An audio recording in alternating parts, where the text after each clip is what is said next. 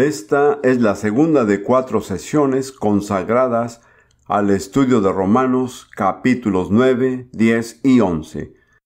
Estos capítulos son de los más importantes y más extensos de toda la Biblia.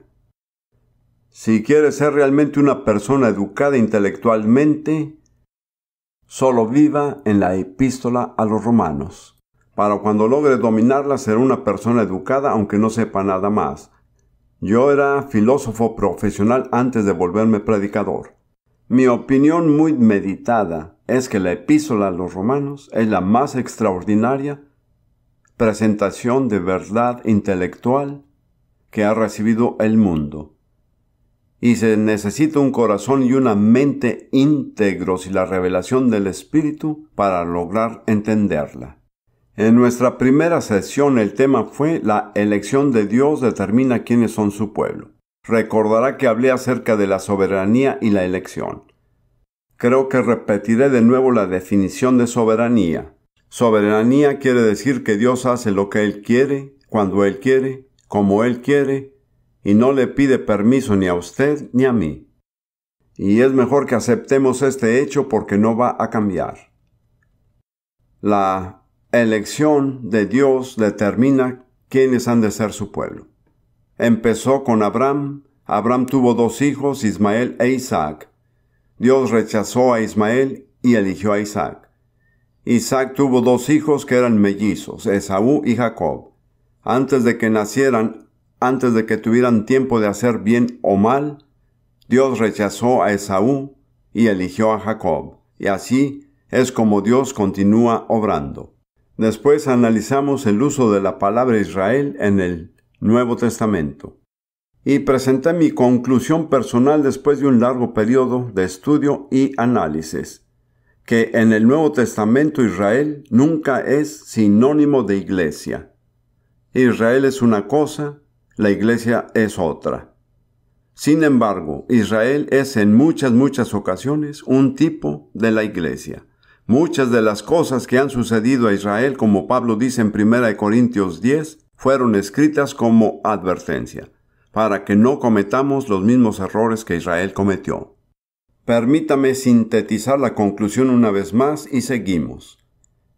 Israel en el Nuevo Testamento nunca se usa como un nombre para la iglesia. Israel es Israel, la iglesia es la iglesia. De hecho, en mi opinión, mezclar los dos resulta una confusión.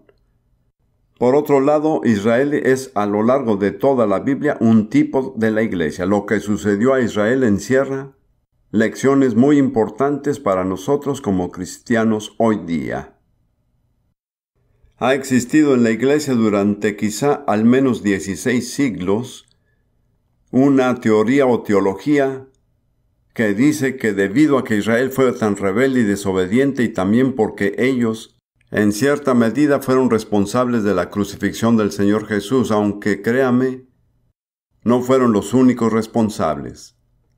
A raíz de eso, surgió esta teoría de que Dios ha desechado a Israel y que ha reemplazado a Israel por la iglesia. Esa es una teoría muy popular. Hoy día y muchas personas la difunden. Solo quiero decir que yo en lo personal no puedo aceptarla. Quiero darles 3 razones por las cuales no la acepto. Expondré la teoría nuevamente, de que Dios finalmente ha rechazado a Israel para siempre como pueblo, y que en su lugar Él ha escogido y establecido a la iglesia, y que todos los compromisos y pactos y promesas de Dios a Israel ya no son válidos. Esa es la esencia de esta teología. Ahora mencionaré 3 razones por las cuales yo no puedo aceptarla y usted decidirá si está de acuerdo o no con mis razones. Primeramente, descalifica la fiabilidad de las Escrituras, porque la Biblia contiene muchas declaraciones específicas y muy claras de lo que Dios dice que hará y que nunca se cumplirán si Dios ha rechazado a Israel para siempre. En otras palabras, la Biblia ya no es un libro confiable. Para mí esa es una objeción sumamente seria para cualquier teología o teoría. Quiero mirar rápidamente unos pasajes y por cada uno que cito podría citar 10 más, lo cual expone el propósito y el plan de Dios para Israel y lo que Él va a hacer. Quiero que considere usted mismo si estas cosas podrían cumplirse si Dios ha rechazado permanentemente a Israel. Isaías capítulo 11 es el primero. Quiero que los escuche cuidadosamente y luego decida por sí mismo. Isaías 11, versículos 11 y 12. Asimismo acontecerá en aquel tiempo que Jehová alzará otra vez su mano para recobrar el remanente de su pueblo que aún quede en Asiria, Egipto, Patros, Etiopía, Elam, Sinar y Amad, y en las costas del mar, y levantará pendón a las naciones, y juntará los desterrados de Israel, y reunirá los esparcidos de Judá, de los 4 confines de la tierra. Estas palabras fueron escritas antes de la cautividad de Israel en Babilonia. Pero incluso antes de que eso sucediera, Isaías predijo que habría una segunda reunificación de Israel, no la reunificación desde Babilonia, sino una segunda, y el hecho de que muchos lugares se mencionan ahí, desde los cuales los judíos nunca regresaron a Israel después de la cautividad, es también evidencia de que Dios no tenía en mente el regreso desde Babilonia cuando hizo esa predicción. Por otro lado, cada declaración ahí se ha cumplido exactamente en este siglo con la reunión del pueblo judío. Esto significa que Dios todavía está obrando en Israel como una nación. Ahora veamos Jeremías capítulo 30, versículo 3. Creo que quienes conocen bien a Jeremías estarán de acuerdo con que él no fue muy complaciente con los pecados de Israel. Es decir, pocos profetas consagraron tanto tiempo a decir a Israel todas las cosas malas que había cometido. Él con seguridad no era parcial. Pero él dice en Jeremías 30, versículo 3, «Porque he aquí vienen días, declara el Señor, cuando restauraré el bienestar de mi pueblo Israel y Judá». El Señor dice, «También los haré volver a la tierra que di a sus padres y la poseerán». Solo hay una tierra que concuerda con esa descripción, la tierra que Dios dio a los antepasados de Israel y de Judá, y Dios dice, los haré volver a la tierra y la poseerán. Ellos nunca la poseyeron después de la cautividad en Babilonia, siempre fueron residentes en una tierra a discreción de un imperio gentil. A la larga, como sabe, fueron desarraigados de la tierra por el imperio romano en el año 70 AD. Así que nada en ese periodo corresponde a esas palabras. Pero de nuevo, todo lo que fue escrito allí se ha cumplido y se está cumpliendo en nuestros días. Yo personalmente, habiendo vivido casi 75 años, he sido testigo de estas cosas. Estaba ahí, precisamente en Jerusalén, cuando el Estado de Israel nació. Fui testigo de un milagro en la historia moderna. Así que para mí esto es muy real. Pero esa no es la razón principal. La razón principal es porque Dios lo dice en su palabra. Luego en Jeremías capítulo 31, 10. «Oíd palabra de Jehová, oh naciones, las naciones gentiles, aparte de Israel, Goyim. Y hacedlo saber en las costas que están lejos, o en los continentes que están lejos». Costas quiere decir todos los lugares de la tierra que bordean los océanos.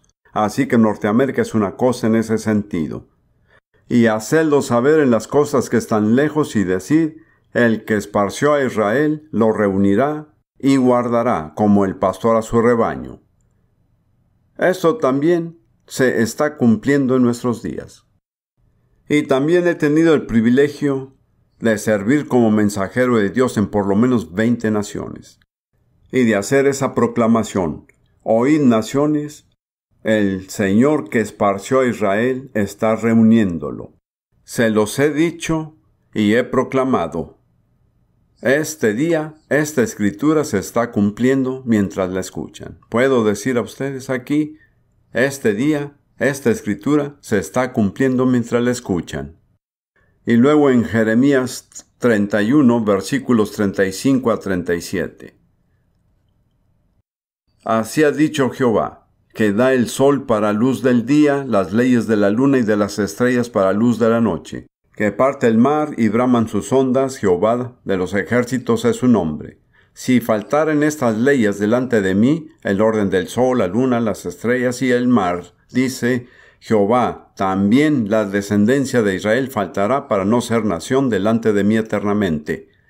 Así ha dicho Jehová, si los cielos arriba se pueden medir y explorarse abajo los fundamentos de la tierra, también yo desecharé toda la descendencia de Israel por todo lo que hicieron, dice Jehová. En términos sencillos, eso significa que mientras usted pueda salir y mirar al cielo y ver el sol, la luna y las estrellas todavía en el lugar que Dios les asignó, en tanto que pueda pararse en la orilla del mar y ver las olas rugiendo, solo por eso sabe que Israel es todavía una nación delante del Señor con quien Dios tiene una relación. Tenemos un ejemplo más en Jeremías capítulo 32, versículos 37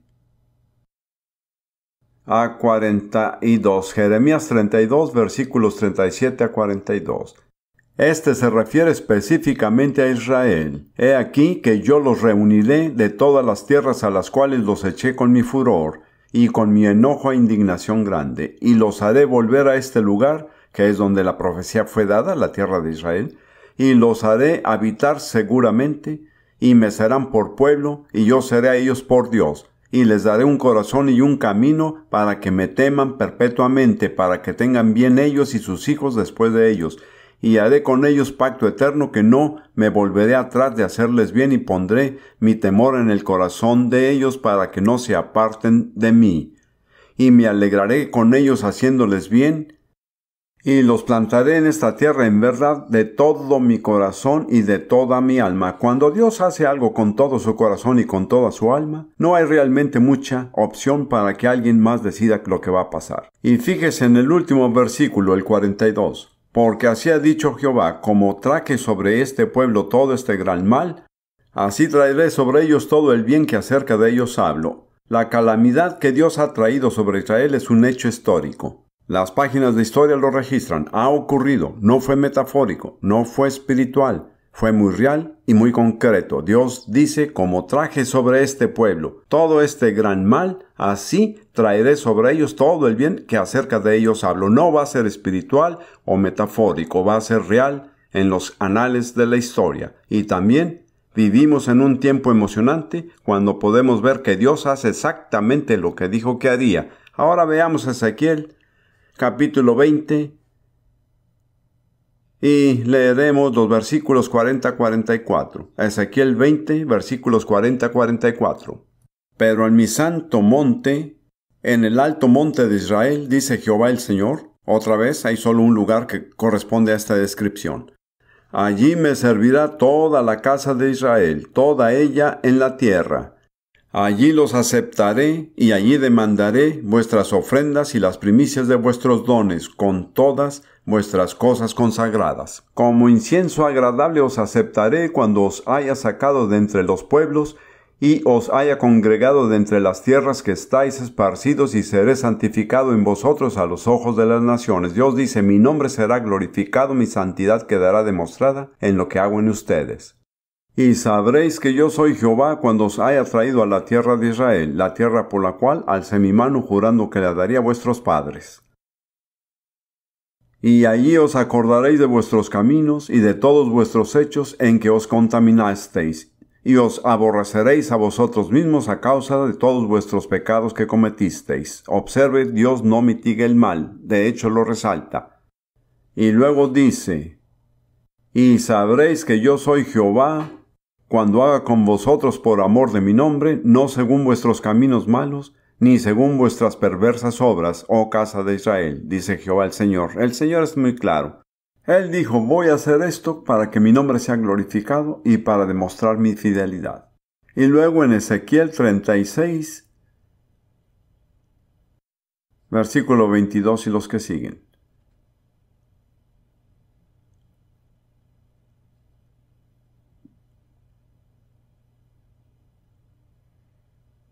Es como una recapitulación de la historia de Israel en los últimos 50 años, un poco más de 50 años.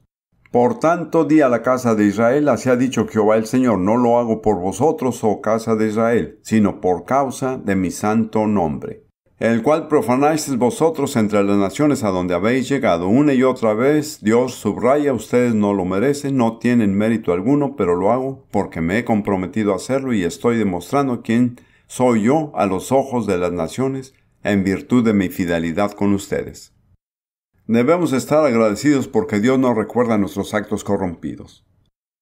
Es decir, ¿cuántos de nosotros nos sentiríamos confiados delante del Señor si Él nos dijera, no recuerdo todas las cosas que has hecho? ¿Lo ve? Estos son principios muy importantes porque los necesitamos tanto como Israel lo necesita. Y santificaré mi grande nombre profanado entre las naciones, el cual profanasteis vosotros en medio de ellas. Y sabrán las naciones que yo soy Jehová, dice Jehová el Señor, cuando sea santificado en vosotros delante de sus ojos. Este es el testimonio de Dios a todas las naciones. Porque os tomaré de las naciones, os recogeré de todas las tierras, y os traeré a vuestra propia tierra. ¿Cuál tierra? Tu propia tierra. ¿Por qué es su tierra? Porque Dios se las dio a ellos y punto. Y yo os tomaré de las naciones, y os recogeré de todas las tierras, y os traeré a vuestro país, esparciré sobre vosotros agua limpia, y seréis limpiados de todas vuestras inmundicias y de todos vuestros ídolos. Note que Dios dice, los recogeré aún en su inmundicia. A muchos les enseñan que si Israel ha de ser reunido, primero debe arrepentirse y entonces Dios lo recogerá. Dios dice, no es así como voy a hacerlo. Voy a recogerlos y luego voy a tratar con ellos de modo que se arrepientan.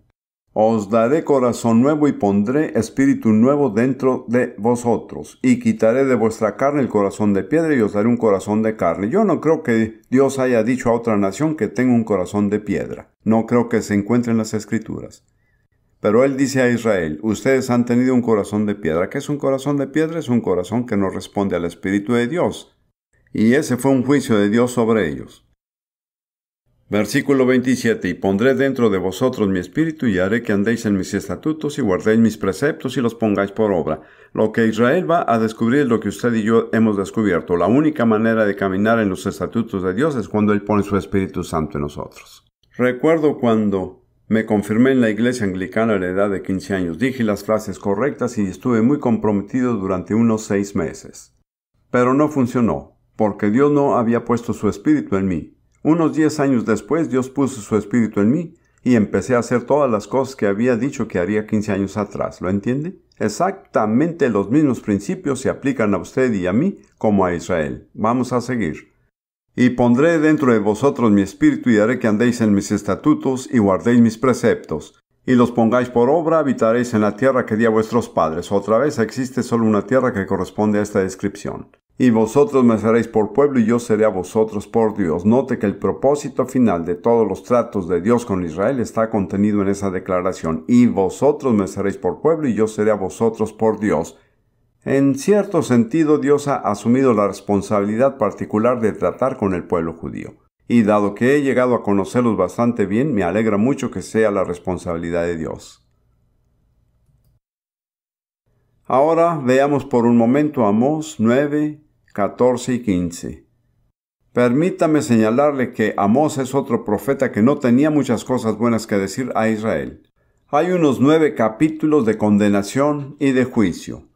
Cuando uno piensa que la situación es desesperante, los 2 últimos versículos de repente aparecen con una especie de amanecer después de una larga noche oscura de tormenta.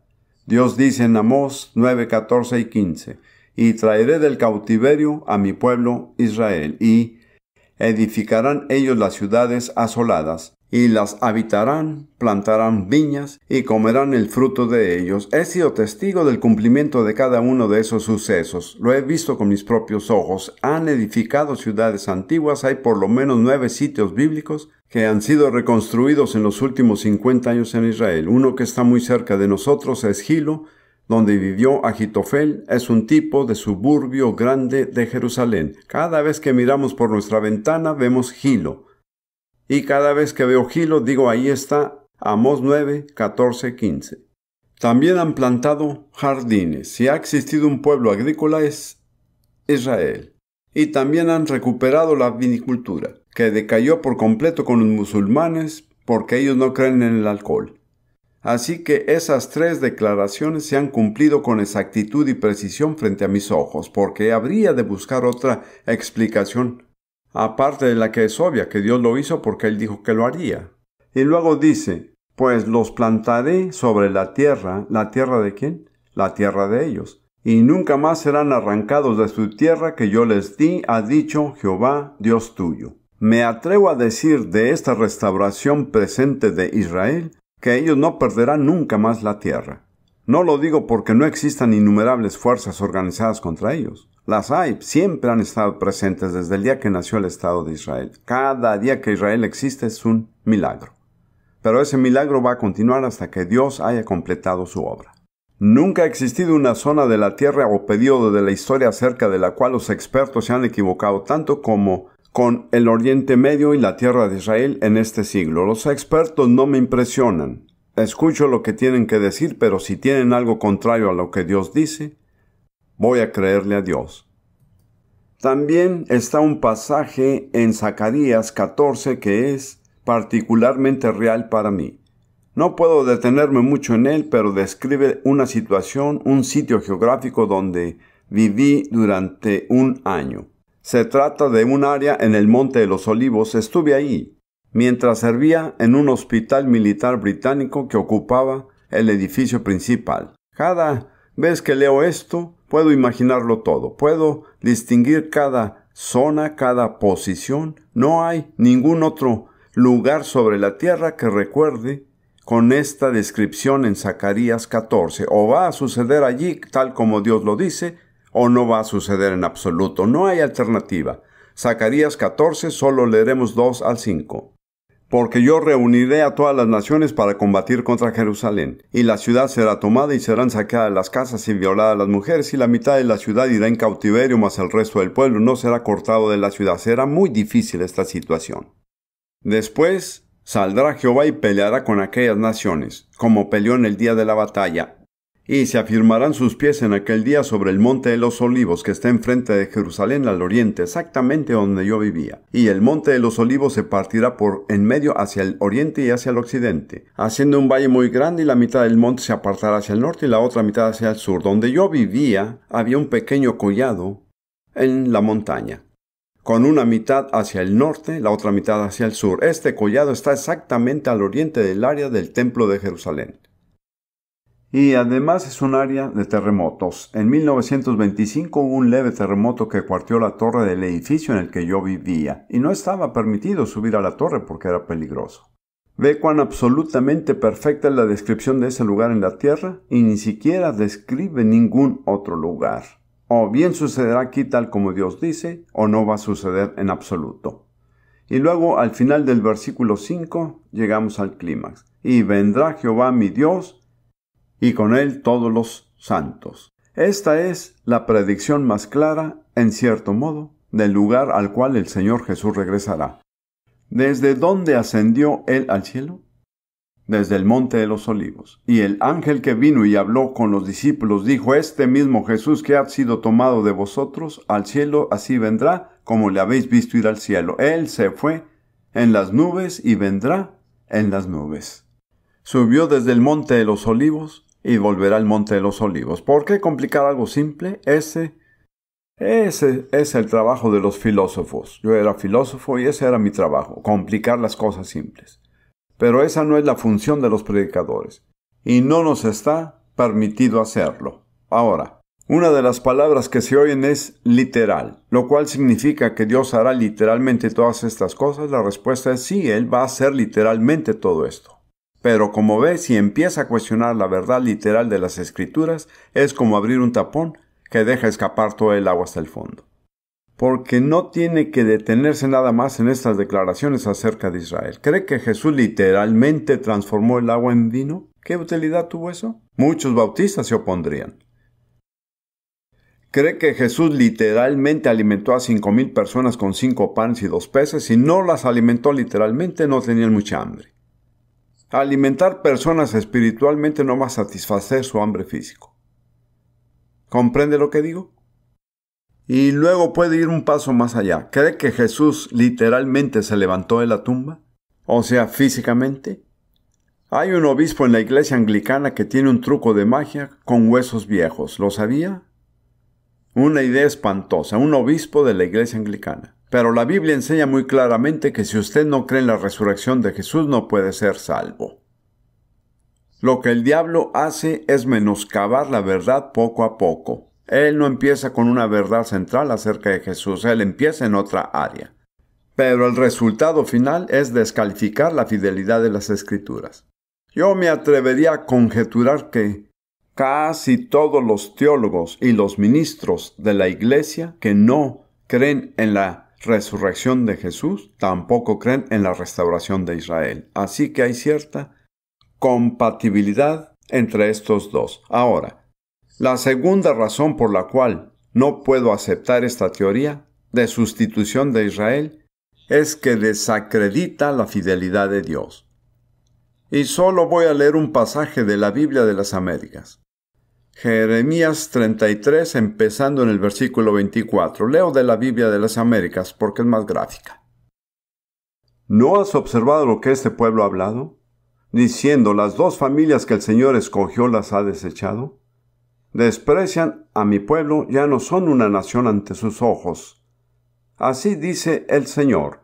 Si no permanece mi pacto con el día y con la noche, y si no he establecido las leyes del cielo y de la tierra, entonces desecharé la descendencia de Jacob y de mi siervo David, para no tomar de su descendencia quien gobierne sobre la descendencia de Abraham, de Isaac y de Jacob.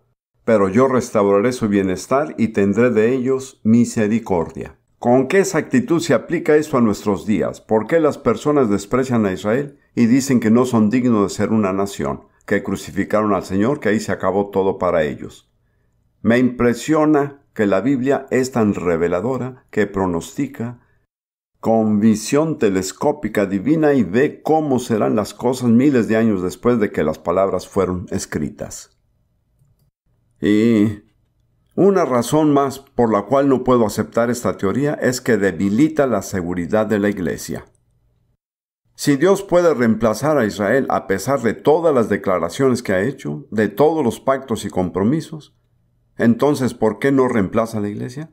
¿Qué garantiza que la iglesia no sea reemplazada? Si yo creyera que Dios reemplaza a Israel, viviría mirando por encima de mi hombro todo el tiempo para ver quién va a reemplazarnos. Porque, hermanos y hermanas, si usted tuviera que determinar qué grupo ha sido menos fiel, Israel o la iglesia, sería muy difícil escoger uno.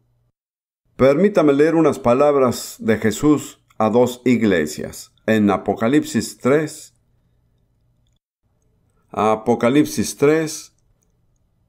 los primeros 3 versículos.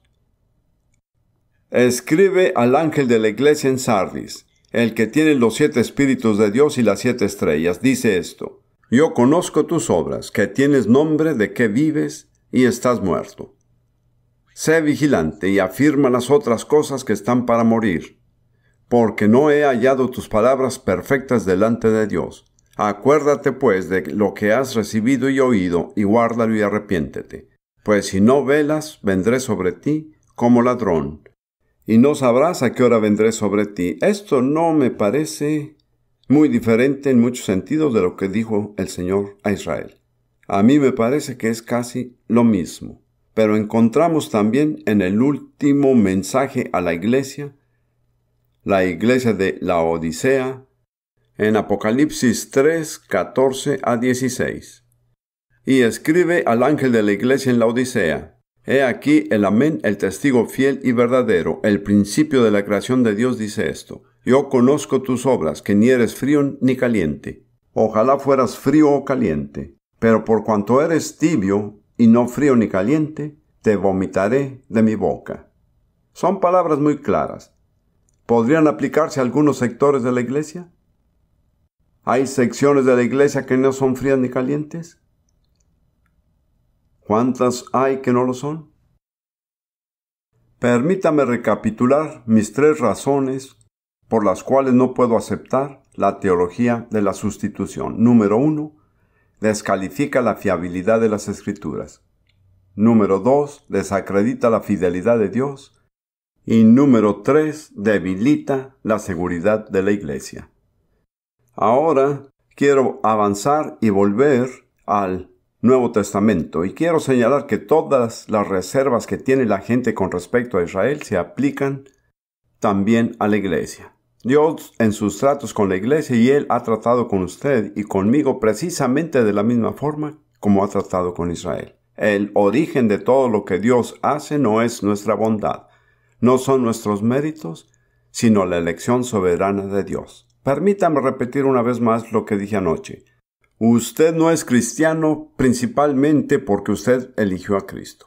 Es cristiano primordialmente porque Cristo lo eligió. Y si Cristo nunca lo hubiera elegido, usted nunca hubiera sido capaz de elegirlo. El origen de todo es la voluntad de Dios, la soberanía de Dios y la elección de Dios. Y esto es tan cierto respecto a la Iglesia como lo es respecto a Israel. De hecho, al estudiar los tratos de Dios con Israel, extraemos una maravillosa lección de cómo Dios trata con nosotros. Permítame tomar unos pasajes del Nuevo Testamento y tratar de explicar esto. Primera de Pedro 1.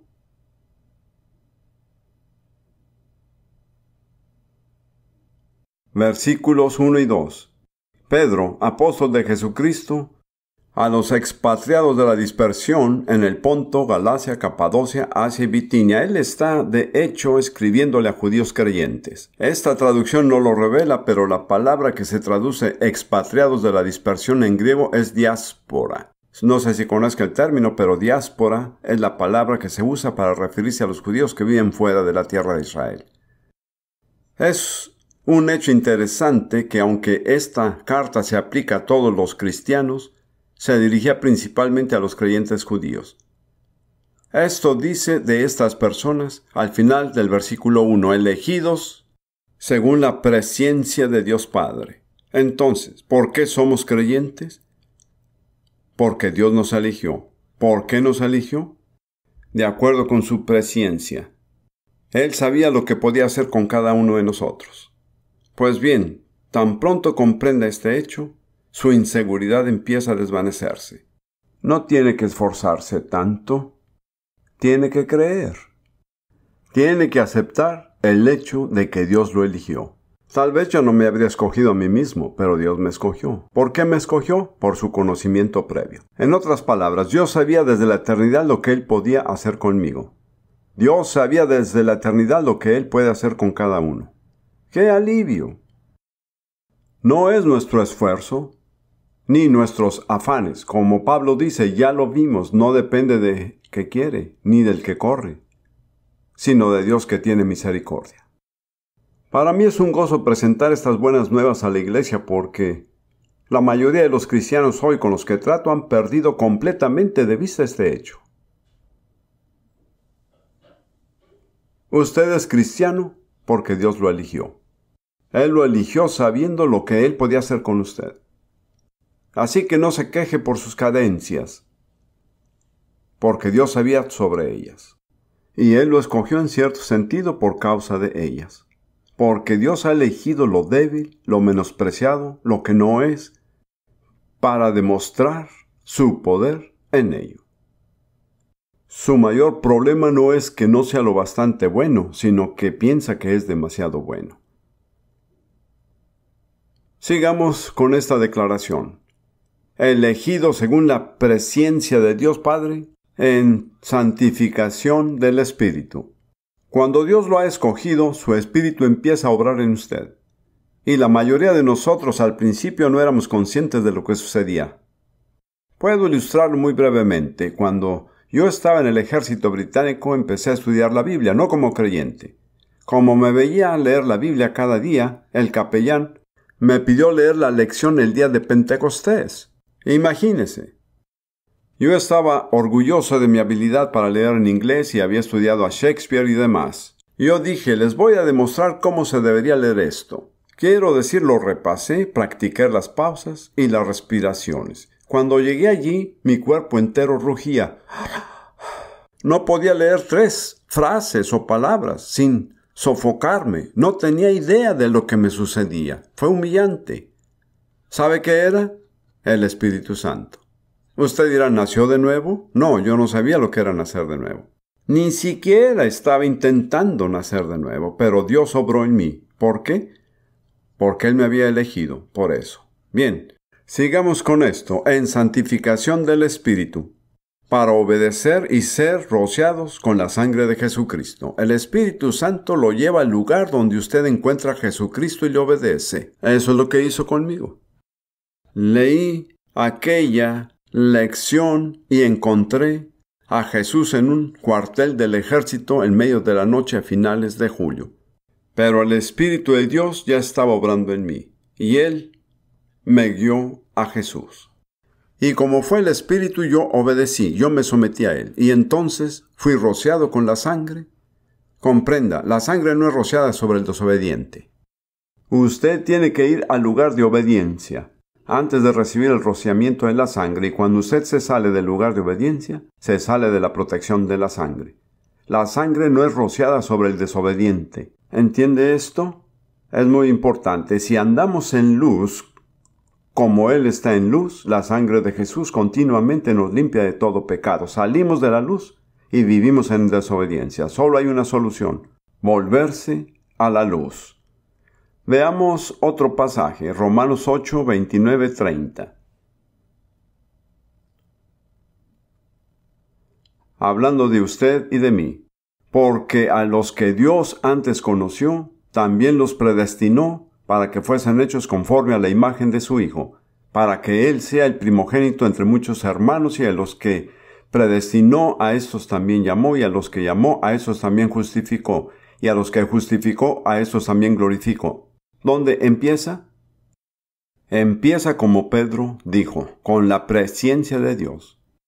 Y después de conocernos previamente, Dios nos eligió.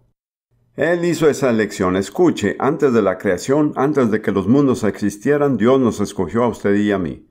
Y habiéndonos escogido, nos predestinó. Es decir, Él planeó el curso que nuestra vida seguiría. Todo esto sucedió en la eternidad, mucho antes de que hubiera un pueblo llamado Israel, mucho antes de que hubiera algo llamado la iglesia. Dios nos conoció, Él nos escogió, Él nos predestinó. Me gustaría que dijera esto, pero en tono personal así. Dios me conoció, Él me escogió, Él me predestinó. Ahora respire profundamente y suspire y relájese. Así es, usted no tiene que vivir preocupado y afanado. Dios tiene la situación bajo control. Él ha hecho su elección y no va a cambiar de opinión. Y todo en la historia va a resultar al cumplimiento del propósito de Dios. Él lo ha predestinado. Digo a la gente muchas veces, ustedes no son un accidente buscando que suceda. Ustedes son parte del plan eterno de Dios. ¿Lo ve? Todo esto es cierto acerca de la iglesia, pero también lo es de Israel. Si desechamos estas verdades en lo concerniente a Israel, dejan de ser también respecto a la iglesia. Nosotros seremos quienes pierdan, no Israel. Muy bien. Habiendo hecho esas 3 cosas, conocido, elegido, predestinado, entonces Él llama. Ese es el momento decisivo de cada vida, cuando Dios lo llama. Yo no tenía algún conocimiento de verdad doctrinal y del Evangelio ni nada de eso. No era más que un filósofo. Pero cuando esto sucedió en mi vida, algo dentro de mí dijo, más vale que respondas ahora o puede que nunca más Él te vuelva a hablar. Y yo respondí, gracias a Dios. Respondí. Fue muy claro para mí. Ese fue el momento que mi destino había señalado. Yo no sabía lo que iba a suceder, pero solo supe que esa era mi oportunidad. Gracias a su misericordia la aproveché. Después que Dios nos ha llamado y que respondemos, Él nos justifica. Él nos absuelve de todo pecado. Justificado significa libre de culpa. El veredicto de la Corte Suprema del Cielo sobre su vida dice no es culpable. Usted era juzgado por un delito capital. El castigo obligatorio era la ejecución. Mientras esperaba nervioso en la corte, llega la respuesta: no es culpable. Creo que los cristianos han perdido la visión de lo que significa ser justificado. No es hacer mi mejor esfuerzo y esperar, sino ser revestido con el manto de justicia de Cristo. Cuando Dios nos da vestiduras de salvación, Él añade algo. ¿Sabe qué es? El manto de justicia. Eso es ser justificado. Lo he expresado así: ser justificado significa que soy justo como si nunca hubiera pecado. Usted no ganó eso. Yo tampoco lo gané. Ninguno de nuestros esfuerzos o religiosidad podrán jamás lograr eso. Sucede porque Dios decidió que sucederá. He llegado al punto de confiar en Dios para tomar la decisión correcta. Confío en Él más de lo que confío en mí mismo. He tomado muchas decisiones tontas en mi vida. Dios nunca ha tomado una sola decisión tonta. Puede confiar en Él. Vuelva a respirar profundamente, relájese, suspire. Usted puede confiar en Él. Él es digno de confianza. Este es el mensaje. Verá, la iglesia ha perdido el mensaje en parte por su actitud equivocada hacia Israel. Dios dijo: el que toca a Israel toca a la niña de su ojo. Muy bien, después que ha sido justificado, es glorificado. No tengo tiempo para hablar de esto. De hecho, enseñé al respecto en la primera parte de este seminario sobre Romanos. Pero glorificado significa que está en el trono con Jesús. Él no solo nos dio vida, Efesios 2, del 4 al 6. Él no solo nos resucitó. ¿Qué hizo después de eso? ¿Quién puede decirme? Él nos hizo sentar en un trono. Y todo está en tiempo pasado. Físicamente está sentado en el trono de Conferencias Bautistas de Ridgecrest. Espiritualmente está sentado en el trono con Cristo. ¿Lo ve? Cuando caminamos en esos términos, es decir, es ridículo pensar que podríamos siquiera ganarlo o merecerlo. Solo lo recibimos porque Dios decidió dárnoslo. En realidad, lo mejor que podría hacer es decir gracias. ¿Qué tal eso? ¿Por qué no decir simplemente gracias?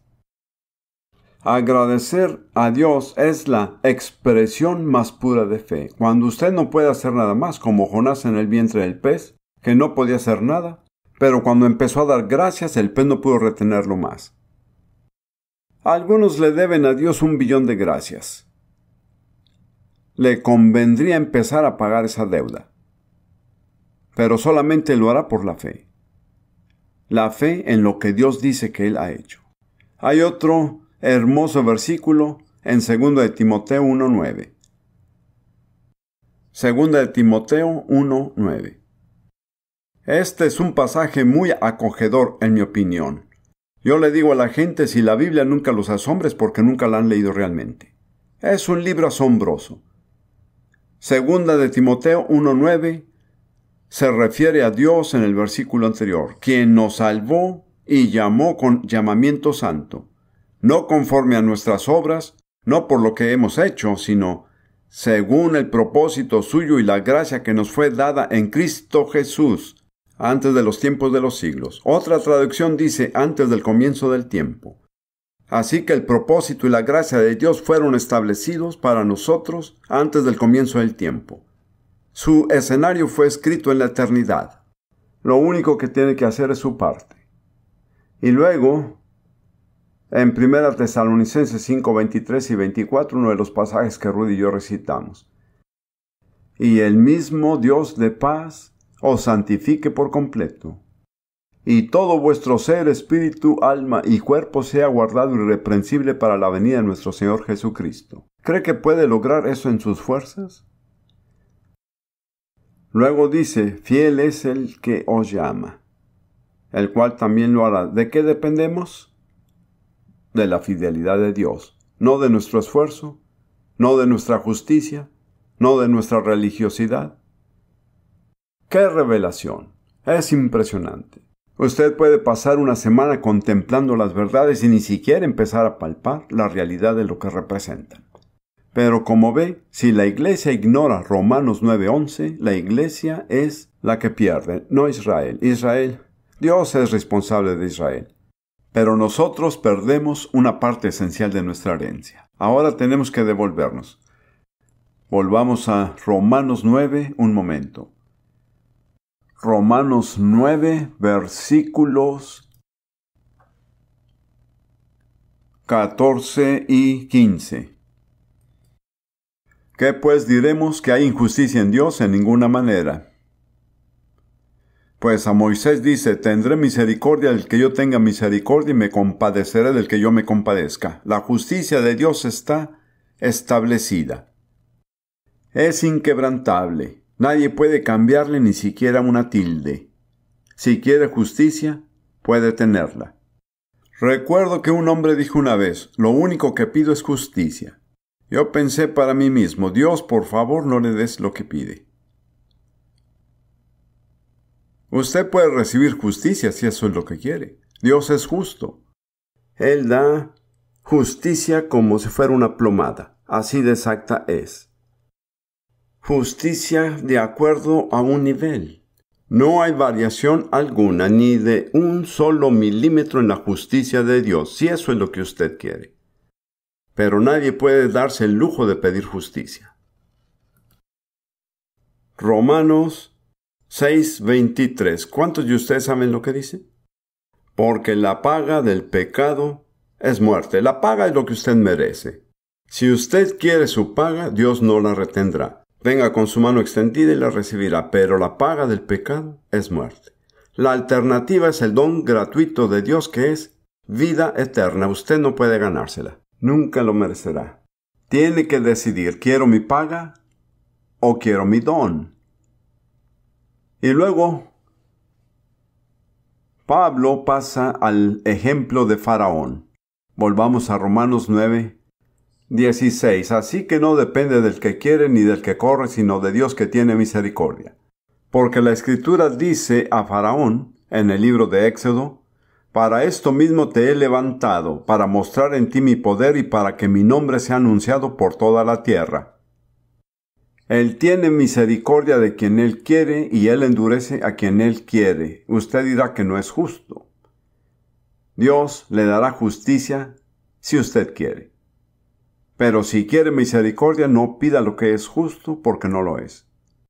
Está más allá de lo que usted puede ganar. Déjeme mostrarle, en primer lugar, Proverbios 16:4, que es un versículo maravilloso. Proverbios 16:4.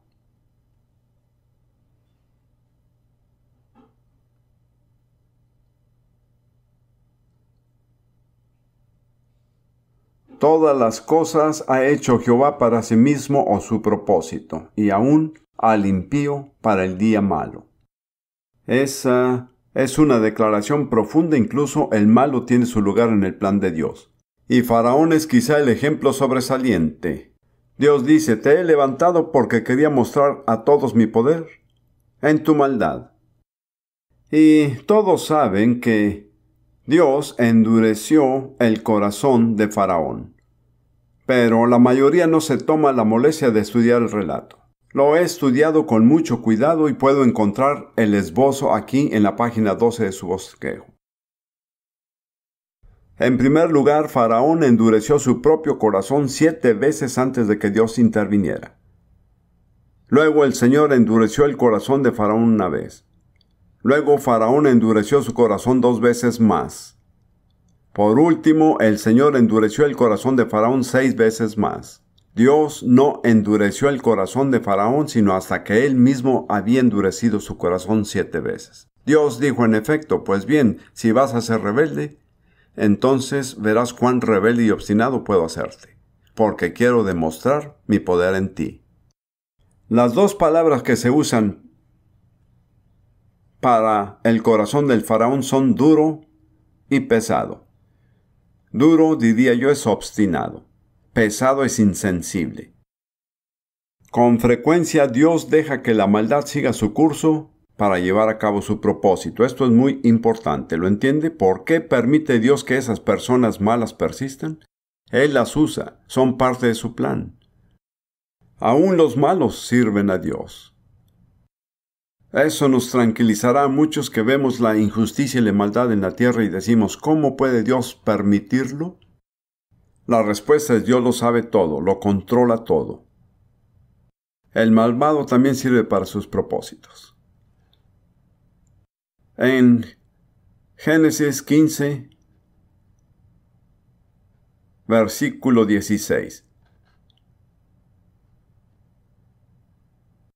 Dios ha prometido a Abraham que le dará la tierra de Canaán, pero él dice todavía no. Dentro de 4 generaciones te la daré. Y enseguida explica por qué. En versículo 16 él dijo: y en la 4ª generación volverán acá, porque aún no ha llegado a su colmo la maldad del amorreo hasta aquí. Los amorreos ya eran un pueblo malvado, idólatra y pervertido. Pero él dijo que su maldad todavía no había llegado a su colmo. Cuando llegue a su colmo, lanzaré mi hoz y los cortaré, y tus descendientes tomarán esta tierra. Cuando mire las cosas que suceden en el mundo hoy, solo piense en eso. Hay maldad, pero no ha llegado a su colmo. Cuando llegue al colmo, Dios sacará su hoz y cosechará. Ahora volvamos a Romanos 9 por un momento. Romanos 9, versículo 19.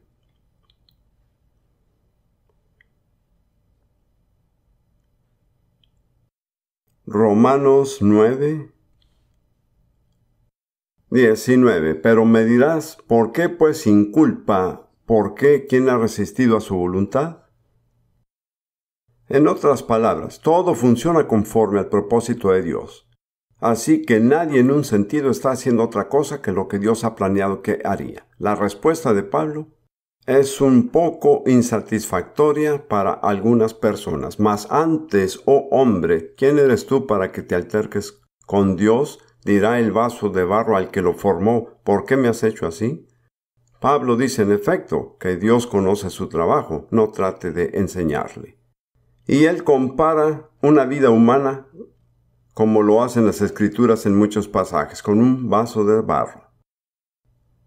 Y su declaración es: el que forma el vaso es el que decide lo que será el vaso. Y Dios es quien forma el vaso. Y luego dice en el versículo 21, ¿o no tiene potestad el alfarero sobre el barro para hacer de la misma masa un vaso para honra y otro para deshonra?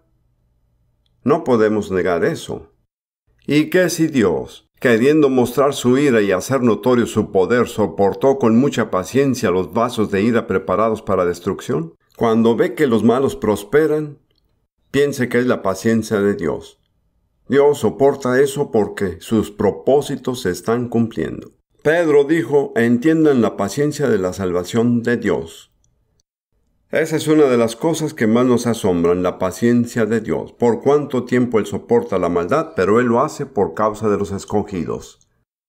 Y este es un problema que todos enfrentamos. ¿Cómo puede Dios dejar que ese tipo de cosas sigan sucediendo? La respuesta es que Dios conoce su trabajo. Cuando sus propósitos se llevan a cabo en sus elegidos, Él se encargará del malvado.